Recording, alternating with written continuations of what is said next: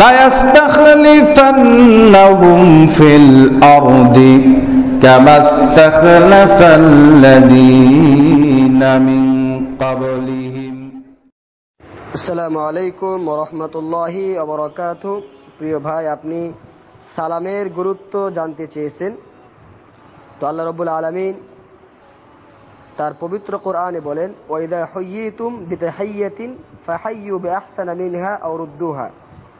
যখন তোমাদেরকে কেউ সালাম দিবে তখন তোমরা এরকম করে উত্তর নাও কিংবা তার চেয়ে ভালো করে উত্তর নাও। সুবহানাল্লাহ। আল্লাহ রাব্বুল আলামিন কত গুরুত্ব দিয়ে বলেছেন। সালাম এমন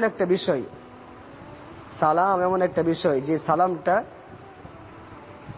জান্নাতে যাওয়ার কারণ। আল্লাহ রাসূল বলেন, লা তাদখুলুল জান্নাতা হাত্তা তুমিনু। তোমরা ঈমান না আনা পর্যন্ত জান্নাতে প্রবেশ করতে পারবে না। ওয়ালা তুমিনু হাত্তা তাহাব্বু। আর তোমরা ঈমান আনতে পারবে না যতক্ষণ না পরস্পর একে অপরকে ভালোবাসবে।